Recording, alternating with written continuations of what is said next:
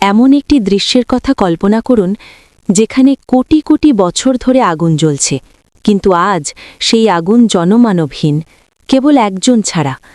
বিশাল জাহান্নাম আজ প্রায় জনশূন্য, সেখানে মাত্র একজন মানুষ হামাগুড়ি দিচ্ছে। তার শরীরে আর কোনো চামড়া অবশিষ্ট নেই, মাংস খসে পড়েছে এবং তার হাড়গুলো কালো কয়লায় পরিণত হয়েছে। সে আর চিৎকার করতে পারে না, তার কণ্ঠনালী পুড়ে ছাই হয়ে গেছে। সে জানে না কত হাজার লক্ষ বা কোটি বছর ধরে সে এখানে রয়েছে। তার চোখের সামনে ফেরেশতারা দলে দলে মানুষকে উদ্ধার করেছে, কিন্তু তারা তাকে নেয়নি। জাহান্নামের সেই অন্ধকার গহ্বরে সে একা, সম্পূর্ণ একা। কিন্তু ঠিক এই মুহূর্তেই আরশ আজিমের অধিপতি আল্লাহ এমন একটি সিদ্ধান্ত নেবেন যা আসমানের ফেরেশতাদেরও স্তব্ধ করে দেবে। আজ জাহান্নামের দরজা দিয়ে শেষ মানুষটি বের হয়ে আসবে। কে এই ব্যক্তি? কিভাবে এক টুকরো পোড়া কয়লা আবার মানুষে পরিণত হবে? আর আল্লাহ তাকে কি এমন দান করবেন যা তাকে চিৎকার করে বলতে বাধ্য করবে, হে আল্লাহ, আপনি কি আমার সাথে উপহাস করছেন? যদিও আপনি জগৎসমূহের প্রতিপালক, তবুও কেন আপনি আমার সাথে মজা করবেন? জানতে হলে হৃদয়ের সমস্ত আবেগ দিয়ে ভিডিওটি শেষ পর্যন্ত দেখুন। দুনিয়ায় আমাদের জীবনটা কত ছোট, তাই না? 60, 70 বা 80 বছর। এই অল্প সময়ে আগুনের সামান্য ছ্যাঁকাও আমরা সহ্য করতে পারি না। অথচ আমরা অনন্তকালের কথা ভুলে যাই। মুমিনরা জান্নাতে যাবে আর পাপীদের গুনাহের শাস্তি ভোগ করার জন্য জাহান্নামে নিক্ষেপ করা হবে। সহি হাদিসে উল্লেখ আছে, যার হৃদয়ে সরিষার দানা পরিমাণ ঈমানও থাকবে, আল্লাহ তাকে একদিন জাহান্নাম থেকে মুক্তি দেবেন। কিন্তু এই একদিন আমাদের পৃথিবীর 24 ঘণ্টা নয়, পরকালের একদিন দুনিয়ার 50,000 বছরের সমান। তাই কল্পনা করুন, যার পাপের পাহাড় জমেছে তাকে সেই দাউ দাউ করা আগুনে কত লক্ষ বা কোটি বছর জ্বলতে হবে। জাহান্নামের সেই ভয়ঙ্কর পরিবেশে, যেখানে মৃত্যু কাছে আসবে কিন্তু মানুষ মরবে না। যখন চামড়া পুড়ে যাবে তখন আবার নতুন চামড়া গজাবে, যাতে তারা পুনরায় যন্ত্রণা অনুভব করতে পারে। দীর্ঘকাল এই শাস্তি ভোগ করার পর যখন শাফাআত বা সুপারিশের সব দরজা বন্ধ হয়ে যাবে, নবীরা সুপারিশ করেছেন, ফেরেশতারা সুপারিশ করেছেন এবং এমনকি মুমিনরাও সুপারিশ করেছেন, তখনও একজন ব্যক্তি বাকি থেকে যাবে। সেই হতভাগ্য আত্মা যে সবার শেষে জাহান্নাম থেকে বের হবে। আজকের গল্পটি কোনো রূপকথা নয়, এগুলি আল্লাহ রাসূল সাল্লাল্লাহু আলাইহি ওয়াসাল্লামের পবিত্র মুখের বাণী, যা সহি বুখারী ও মুসলিমে বর্ণিত হয়েছে। এটি আমার গল্প হতে পারে, আপনার গল্প হতে পারে, অথবা আমাদের যে কারোর গল্প হতে পারে। তাই আসুন দুনিয়ার কোলাহল ভুলে আমাদের আত্মার গভীর থেকে সেই মুহূর্তটি অনুভব করি। সেই ব্যক্তি যার নাম হাদিসে নির্দিষ্ট করা হয়নি, কিন্তু যার অবস্থার বিস্তারিত বর্ণনা দেওয়া হয়েছে, সে লক্ষ লক্ষ বছর ধরে জাহান্নামে জ্বলছে। যখন তাকে প্রথম জাহান্নামে নিক্ষেপ করা হয়েছিল, তখন তার শরীর ছিল বিশাল। হাদিসে উল্লেখ আছে যে জাহান্নামীদের এক একটি মাড়ির দাঁত হবে উহুদ পাহাড়ের সমান, এবং তাদের চামড়া খুব পুরু হবে, যাতে আগুনের তাপ হাড় পর্যন্ত পৌঁছতে সময় লাগে এবং দীর্ঘক্ষণ যন্ত্রণা অনুভূত হয়। কিন্তু অনন্ত আগুনে জ্বলতে জ্বলতে সেই বিশাল দেহ এখন সংকুচিত হয়ে গেছে। একটা সময় ছিল যখন সে আগুনের তাপে ছটপট করত, সে চিৎকার করত এবং তার আর্তনাদে জাহান্নামের দেয়াল কেঁপে উঠত। কিন্তু এখন তার সেই শক্তিটুকুও অবশিষ্ট নেই। তার শরীরের রক্ত, মাংস আর চর্বি সব দাউ দাউ করা আগুনে বাষ্প হয়ে গেছে। তার চামড়া পুড়ে কালো হয়ে হাড়ের সাথে এমনভাবে লেগে গেছে যে তাকে আর মানুষ হিসাবে চেনা যায় না। সে এখন কেবল একটি ফাহাম বা পোড়া কয়লার টুকরো। কণ্ঠনালী পুড়ে ছাই হয়ে যাওয়ায় সে আর চিৎকার করতে পারে না। সে যখন মুখ খোলার চেষ্টা করে, কেবল পোড়া চোয়ালের হাড়গুলো নড়ে ওঠে এবং তার বুকের ভেতর থেকে এক ভুতুড়ে ঘরঘর শব্দ বের হয়। তার চোখের পাতা পুড়ে গেছে, তাই সে চোখ বন্ধ করতে পারে না। দাউ দাউ করা আগুন সরাসরি তার চোখের মণিতে আঘাত করে, কিন্তু সে অন্ধ হয় না, কারণ আল্লাহ চান সে সব কিছু দেখুক। সে জীবিত না মৃত তা বোঝার কোনো উপায় নেই। পাঁজরের নিচে কেবল হৃৎপিণ্ডটা ধুকপুক করছে, কারণ আল্লাহ তাকে মৃত্যু দেননি। আগুনের এই সাগরে সে এক প্রান্ত থেকে অন্য প্রান্তে হামাগুড়ি দেয়। মাঝে মাঝে আগুনের ঢেউ তাকে জাহান্নামের এক প্রান্ত থেকে অন্য প্রান্তে ছুঁড়ে মারে। তার চামড়া খসে পড়ে, নতুন চামড়া গজায় এবং আবার তা পুড়ে যায়। লক্ষ লক্ষ বছর ধরে এই চক্র চলছে। সে ভুলে গেছে তার নাম কি ছিল, সে ভুলে গেছে সে কে। পানির স্বাদ কেমন তা সে ভুলে গেছে। তার স্মৃতি এখন আগুন ছাড়া আর কিছুই নয়। এখনকার নীরবতা জাহান্নামের আগুনের গর্জনের চেয়েও বেশি ভয়ানক। একসময় সেখানে কোটি কোটি পাপীর চিৎকার, হট্টগোল এবং একে অপরকে অভিশাপ দেওয়ার শব্দ ছিল। কিন্তু আল্লাহের অসীম রহমতে এবং সুপারিশের মাধ্যমে একে একে সবাই মুক্তি পেয়েছে। তার ঝাপসা দৃষ্টি দিয়ে সে দেখেছিল নূরের তৈরি যানবাহনে ফেরেশতারা অবতরণ করছে। নবীরা সুপারিশ করেছেন, শহীদরা সুপারিশ করেছেন এবং এমনকি মুমিনরাও সুপারিশ করেছেন। তখনও একজন ব্যক্তি বাকি থেকে গেছে, সেই হতভাগ্য আত্মা যে সবার শেষে জাহান্নাম থেকে বের হবে। আজকের গল্পটি কোনো রূপকথা নয়, এগুলি আল্লাহ রসুল সাল্লাল্লাহু আলাইহি ওয়াসাল্লামের পবিত্র মুখের বাণী, যা সহি বুখারী ও মুসলিমে বর্ণিত হয়েছে। এটি আমার গল্প হতে পারে, আপনার গল্প হতে পারে, অথবা আমাদের যে কারোর গল্প হতে পারে। তাই আসুন দুনিয়ার কোলাহল ভুলে আমাদের আত্মার গভীর থেকে সেই মুহূর্তটি অনুভব করি। সেই ব্যক্তি যার নাম হাদিসে নির্দিষ্ট করা হয়নি, কিন্তু যার অবস্থার বিস্তারিত বর্ণনা দেওয়া হয়েছে, সে লক্ষ লক্ষ বছর ধরে জাহান্নামে জ্বলছে। যখন তাকে প্রথম জাহান্নামে নিক্ষেপ করা হয়েছিল, তখন তার শরীর ছিল বিশাল। হাদিসে উল্লেখ আছে যে জাহান্নামীদের এক একটি মাড়ির দাঁত হবে উহুদ পাহাড়ের সমান, এবং তাদের চামড়া খুব পুরু হবে, যাতে আগুনের তাপ হাড় পর্যন্ত পৌঁছতে সময় লাগে এবং দীর্ঘক্ষণ যন্ত্রণা অনুভূত হয়। কিন্তু অনন্ত আগুনে জ্বলতে জ্বলতে সেই বিশাল দেহ এখন সংকুচিত হয়ে গেছে। একটা সময় ছিল যখন সে আগুনের তাপে ছটপট করত, সে চিৎকার করত এবং তার আর্তনাদে জাহান্নামের দেয়াল কেঁপে উঠত। কিন্তু এখন তার সেই শক্তিটুকুও অবশিষ্ট নেই। তার শরীরের রক্ত, মাংস আর চর্বি সব দাউ দাউ করা আগুনে বাষ্প হয়ে গেছে। তার চামড়া পুড়ে কালো হয়ে হাড়ের সাথে এমনভাবে লেগে গেছে যে তাকে আর মানুষ হিসেবে চেনা যায় না। সে এখন কেবল একটি ফাহাম বা পোড়া কয়লার টুকরো। কণ্ঠনালী পুড়ে ছাই হয়ে যাওয়ায় সে আর চিৎকার করতে পারে না। সে যখন মুখ খোলার চেষ্টা করে, কেবল পোড়া চোয়ালের হাড়গুলো নড়ে ওঠে এবং তার বুকের ভেতর থেকে এক ভুতুড়ে ঘর ঘর শব্দ বের হয়। তার চোখের পাতা পুড়ে গেছে, তাই সে চোখ বন্ধ করতে পারে না। দাউ দাউ করা আগুন সরাসরি তার চোখের মণিতে আঘাত করে, কিন্তু সে অন্ধ হয় না, কারণ আল্লাহ চান সে সব কিছু দেখুক। সে জীবিত না মৃত তা বোঝার কোনো উপায় নেই। পাঁজরের নিচে কেবল হৃৎপিণ্ডটা ধুকপুক করছে, কারণ আল্লাহ তাকে মৃত্যু দেননি। আগুনের এই সাগরে সে এক প্রান্ত থেকে অন্য প্রান্তে হামাগুড়ি দেয়। মাঝে মাঝে আগুনের ঢেউ তাকে জাহান্নামের এক প্রান্ত থেকে অন্য প্রান্তে ছুঁড়ে মারে। তার চামড়া খসে পড়ে, নতুন চামড়া গজায় এবং আবার তা পুড়ে যায়।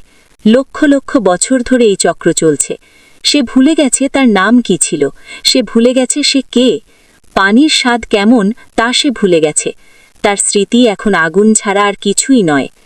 এখনকার নীরবতা জাহান্নামের আগুনের গর্জনের চেয়েও বেশি ভয়ানক। একসময় সেখানে কোটি কোটি পাপীর চিৎকার, হট্টগোল এবং একে অপরকে অভিশাপ দেওয়ার শব্দ ছিল। কিন্তু আল্লাহের অসীম রহমতে এবং সুপারিশের মাধ্যমে একে একে সবাই মুক্তি পেয়েছে। তার ঝাপসা দৃষ্টি দিয়ে সে দেখেছিল নূরের তৈরি যানবাহনে ফেরেশতারা অবতরণ করছে। নবীরা সুপারিশ করেছেন, শহীদরা সুপারিশ করেছেন এবং এমনকি মুমিনরাও সুপারিশ করেছেন। তখনও একজন ব্যক্তি বাকি থেকে গেছে, সেই হতভাগ্য আত্মা যে সবার শেষে জাহান্নাম থেকে বের হবে। আজকের গল্পটি কোনো রূপকথা নয়, এগুলি আল্লাহ রাসূল সাল্লাল্লাহু আলাইহি ওয়াসাল্লামের পবিত্র মুখের বাণী, যা সহি বুখারী ও মুসলিমে বর্ণিত হয়েছে। এটি আমার গল্প হতে পারে, আপনার গল্প হতে পারে, অথবা আমাদের যে কারোর গল্প হতে পারে। তাই আসুন দুনিয়ার কোলাহল ভুলে আমাদের আত্মার গভীর থেকে সেই মুহূর্তটি অনুভব করি। সেই ব্যক্তি যার নাম হাদিসে নির্দিষ্ট করা হয়নি, কিন্তু যার অবস্থার বিস্তারিত বর্ণনা দেওয়া হয়েছে, সে লক্ষ লক্ষ বছর ধরে জাহান্নামে জ্বলছে। যখন তাকে প্রথম জাহান্নামে নিক্ষেপ করা হয়েছিল, তখন তার শরীর ছিল বিশাল। হাদিসে উল্লেখ, লক্ষ লক্ষ বছর ফুরে এই চক্র চলছে। সে ভুলে গেছে তার নাম কি ছিল, সে ভুলে গেছে সে কে। পানির স্বাদ কেমন তা সে ভুলে গেছে। তার স্মৃতি এখন আগুন ছাড়া আর কিছুই নয়। এখনকার নীরবতা জাহান্নামের আগুনের গর্জনের চেয়েও বেশি ভয়ানক। একসময় সেখানে কোটি কোটি পাপীর চিৎকার, হট্টগোল এবং একে অপরকে অভিশাপ দেওয়ার শব্দ ছিল। কিন্তু আল্লাহর অসীম রহমতে এবং সুপারিশের মাধ্যমে একে একে সবাই মুক্তি পেয়েছে। তার ঝাপসা দৃষ্টি দিয়ে সে দেখেছিল নূরের তৈরি যানবাহনে ফেরেশতারা অবতরণ করছে। নবীরা সুপারিশ সুপারিশ করেছেন, শহীদরা সুপারিশ করেছেন, এমনকি সেই ঈমানদার বন্ধু যার সাথে সে দুনিয়াতে মাত্র এক ওয়াক্ত নামাজ পড়েছিল, সেও সুপারিশ করে তার পরিচিতদের নিয়ে গেছে। সে দেখেছিল জাহান্নামের দরজা খুলছে, জান্নাতের শীতল বাতাস প্রবেশ করছে, আলোর ঝলকানি দেখা যাচ্ছে। কেউ একজন নাম ধরে ডাকল, আর তার পাশের বন্ধুটি মুক্তি পেল। সে হয়তো হাত বাড়াতে চেয়েছিল, হয়তো অস্পষ্ট স্বরে বলতে চেয়েছিল, ভাই আমাকেও নিয়ে যাও, আমাকে ফেলে যেও না, কিন্তু তার পাপের পাহাড় এত বিশাল ছিল যে তার ডাক কারো কানে পৌঁছায়নি। দরজাটি আবার সজোরে বন্ধ হয়ে গেল, আর প্রতিটি দরজা বন্ধ হওয়ার শব্দ তার বুকে হাতুড়ির মতো আঘাত করল। এখন সে একা, সম্পূর্ণ একা। বিশাল জাহান্নামের এক অন্ধকার কোণে সে জবুথবু হয়ে পড়ে আছে। তার মনে আগুনের চেয়েও যন্ত্রণাদায়ক এক চিন্তা আসে, আল্লাহ কি আমাকে ভুলে গেছেন? সৃষ্টির শুরু থেকে শেষ পর্যন্ত আমিই কি সেই একমাত্র হতভাগা যে অনন্তকাল এই কীট হয়ে এখানে পৌঁছবে? মাঝে মাঝে সে জাহান্নামের প্রধান রক্ষী ফেরেশতা মালিকের দিকে তাকায়, কিন্তু মালিক আলাহিসাল্লামের চেহারা পাথরের মতো কঠিন হয়ে দাঁড়িয়ে থাকে। তার চোখে কোনো করুণা নেই, কোনো সহানুভূতি নেই। এই একাকিত্ব তাকে ভেতর থেকে চূর্ণ বিচূর্ণ করে দিচ্ছে। সে তখন বিড়বিড় করে বলে, হে রব, আমাকে মৃত্যু দিন, আমি আর এই একাকিত্ব সহ্য করতে পারছি না, আমাকে নিশ্চিহ্ন করে দিন। কিন্তু সেখানে মৃত্যু নিষিদ্ধ। যখন তার আশা সম্পূর্ণরূপে শেষ হয়ে গেছে, যখন সে ধরে নিয়েছে যে এই আগুনই তার স্থায়ী ঠিকানা, ঠিক তখনই মহান রবের আরশ থেকে আদেশ এলো। আল্লাহ ফেরেশতাদের আদেশ দিলেন না, বা তিনি নবীদেরও পাঠালেন না। আল্লাহ স্বয়ং সিদ্ধান্ত নিলেন। তিনি বললেন, ফেরেশতারা সুপারিশ করেছে, নবীরা সুপারিশ করেছে, মুমিনরা সুপারিশ করেছে, আর কেউ বাকি নেই। এখন কেবল আমিই বাকি আছি, যিনি পরম করুণাময় ও দয়ালু। আমার রহমত আমার ক্রোধের ওপর জয়ী হয়েছে। জাহান্নামের সেই ভারী মরিচা ধরা লোহার দরজাগুলো ক্যাচ ক্যাচ শব্দে খুলতে শুরু করল। লক্ষ লক্ষ বছরের মধ্যে প্রথমবারের মতো বাইরের ক্ষীণ আলো জাহান্নামের ভেতরে প্রবেশ করল। গায়েবী থেকে একটি আওয়াজ এলো, বের হয়ে এসো। সে বিশ্বাস করতে পারল না। সে ভাবল হয়তো এটি নির্যাতনের কোনো নতুন কৌশল, হয়তো দরজা দিয়ে আরও ভয়ঙ্কর আগুন প্রবেশ করবে। কিন্তু যখন সে দেখল দরজা খোলা এবং বাইরে অন্ধকার নয় বরং আলো, সে নড়ে চড়ে উঠল। সে উঠে দৌড়াতে চাইল, কিন্তু হায়, সে কিভাবে দৌড়াবে? তার পায়ের রগগুলো বহু আগেই পুড়ে ছিঁড়ে গেছে, তার মেরুদণ্ড ধনুকের মতো বেঁকে গেছে, শরীরে শক্তি জোগানোর মতো এক টুকরো মাংসও নেই। সে তখন দরজার দিকে এগোতে শুরু করল, সাপের মতো বুকে ভর দিয়ে একে বেঁকে। প্রতিটি ইঞ্চি পার হওয়া যেন হাজার বছরের ক্লান্তির সমান। সে একবার সামনে এগোয়, তারপর মুখ থুবড়ে পড়ে যায়। ভয় তাকে গ্রাস করে, যদি দরজা আবার বন্ধ হয়ে যায়, যদি আমি পৌঁছতে না পারি। সে মরিয়া হয়ে কনুই দিয়ে মাটি আঁকড়ে ধরে সামনে এগোতে লাগল। যখন সে দরজার চৌকাঠ পার হচ্ছিল, মনে হলো জাহান্নামের আগুন যেন তার শিকারকে যেতে দিতে চাইছে না। আগুনের একটি বিশাল জিহ্বা শেষবারের মতো তার পোড়া শরীরে আঘাত করল, যেন আগুন বলছিল, তুমি কোথায় যাচ্ছ? তুমি তো আমার। সে কোনো মতে নিজেকে টেনে হিঁচড়ে বের করল এবং সাথে সাথে মুখ থুবড়ে পাথুরে মাটিতে লুটিয়ে পড়ল। কাঁপতে কাঁপতে সে উঠে বসল। তারপর সে ঘাড় ঘুরিয়ে সেই ভয়ঙ্কর গহ্বরটির দিকে তাকালো, যে আগুনটাকে কোটি কোটি বছর ধরে পুড়িয়েছে। তার দিকে তাকিয়ে সে বুক ভরা ঘৃণা ও স্বস্তি নিয়ে চিৎকার করে বলল, আল্লাহর কসম, আল্লাহ আমাকে তোর হাত থেকে বাঁচিয়েছেন এবং আমাকে এমন অনুগ্রহ দান করেছেন যা সৃষ্টির শুরু থেকে শেষ পর্যন্ত তিনি আর কাউকে দান করেননি। সে এখনও জানে না জান্নাত কি। আগুনের বাইরে এই খসখসে পাথুরে মাটিতে শুয়ে থাকাকেই সে মহাবিশ্বের সমান সুখ বলে মনে করছে। সে জাহান্নাম থেকে মুক্তি পেয়েছে সত্য, কিন্তু তার দিকে তাকানো যাচ্ছে না। তাকে দেখতে বিভৎস লাগছে, যেন পোড়া কালো কাঠ। তার শরীর থেকে পোড়া মাংসের তীব্র দুর্গন্ধ বের হচ্ছে, যা জান্নাতের পবিত্র বাতাসকে দূষিত করার উপক্রম করছে। তার হাড়গুলো বেরিয়ে আছে, চামড়া ঝুলে আছে। জান্নাতের ঠিক বাইরেই নাহরুল হায়াত বা জীবন নদী নামে একটি বিশেষ নদী প্রবাহিত। এর পানি দুধের চেয়ে সাদা, বরফের চেয়ে ঠান্ডা এবং মধুর চেয়েও মিষ্টি। ফেরেশতারা তাকে সেই নদীর তীরে নিয়ে গেল এবং বলল, ডুব দাও। সে তার জরাজীর্ণ শরীর নিয়ে পানিতে নামল। এটি জাদুর মতো কাজ করল। পানি স্পর্শ করতেই পোড়া কয়লার মতো মরা চামড়াগুলো তার শরীর থেকে খসে পড়তে লাগল, যেন পুরনো খোল ছেড়ে নতুন জীবন লাভ করছে। তার পোড়া হাড়ের উপর নতুন মাংসপেশি গঠিত হতে লাগল, শিরায় তাজা রক্ত প্রবাহিত হতে শুরু করল।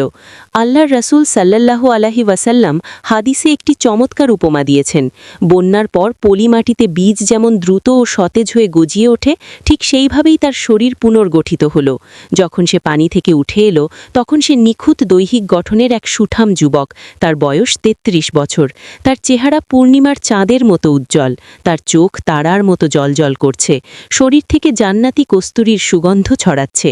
সে তার হাতের দিকে তাকালো। কোথায় সেই পোড়া দাগ? সে বুকে হাত রাখল এবং অনুভব করল তার হৃৎস্পন্দন কত শান্ত। সে বুক ভরে শ্বাস নিল। লক্ষ লক্ষ বছরের মধ্যে প্রথমবারের মতো বিশুদ্ধ বাতাস তার ফুসফুসে প্রবেশ করল। সে আনন্দে কেঁদে ফেলল। প্রথমবারের মতো তার চোখের পানি বাষ্প হয়ে উড়ে গেল না, বরং গাল বেয়ে গড়িয়ে পড়ল। সুস্থ হওয়ার পর সে সামনের দিকে তাকালো। দূরে একটি বিশাল গাছ দেখতে পেল। এর ছায়া ঘন এবং নিচে মিষ্টি পানির ঝর্ণা প্রবাহিত। লক্ষ লক্ষ বছর ধরে তৃষ্ণার্ত এই মানুষটি আল্লাহকে বলল, হে রব, আমাকে ওই গাছটির নিচে নিয়ে যান। আমি শুধু ছায়ায় বসব এবং পানি পান করব। আমি আর কিছুই চাইব না। আল্লাহ তাকে মনে করিয়ে দিলেন, হে আদম সন্তান, তুমি কি আবার অন্য কিছু চাইবে না? সে বলল, আপনার ইজ্জতের কসম, আমি আর অন্য কিছু চাইব না। আল্লাহ তাকে সেখানেও নিয়ে গেলেন। গাছের ছায়ায় বসে সে জীবনের প্রথম প্রশান্তি অনুভব করল। ঝর্ণার পানি পান করে তার মনে হল এর চেয়ে বড় সুখ আর কিছু নেই। কিন্তু মানুষের ফিতরাত বা স্বভাব বদলায় না। কিছুক্ষণ পর তার চোখ পড়ল দূরে অবস্থিত আরও বিশাল ও সুন্দর একটি গাছের ওপর। এর ডালপালা সোনার, পাতাগুলো পান্নার এবং সেখান থেকে বাতাসের সাথে কস্তুরীর ঘ্রাণ ভেসে আসছে। প্রথম গাছের তুলনায় এটি 1000 গুণ বেশি সুন্দর। সে তার লোভ সংবরণ করতে পারল না। সে আবার কাকুতি মিনতি করল। আল্লাহ বললেন, হে আদম সন্তান, তুমি কি ওয়াদা করনি? ধিক তোমাকে, তুমি কত বড় ওয়াদা ভঙ্গকারী। লজ্জিত হয়ে সে মাথা নিচু করে বলল, হে রব, আমি ভুল করেছি, কিন্তু ওটা এত সুন্দর, আমাকে সেখানে নিয়ে যান। এটাই শেষবার, আমি আর কিছুই চাইব না। আল্লাহ তাকে সেটাও দান করলেন, কারণ আল্লাহ জানতেন সে যা সহ্য করেছে এরপর তার ধৈর্যের কোনো ক্ষমতা নেই। কিন্তু ঘটনা সেখানেই শেষ হলো না। কিছুক্ষণ পর জান্নাতের মূল ফটকের কাছে তৃতীয় একটি গাছ দেখা গেল। সেখান থেকে জান্নাতীদের হাসির আওয়াজ, নূপুরের রিনিঝিনি এবং সুমধুর কুরআন তেলাওয়াত শোনা যাচ্ছিল।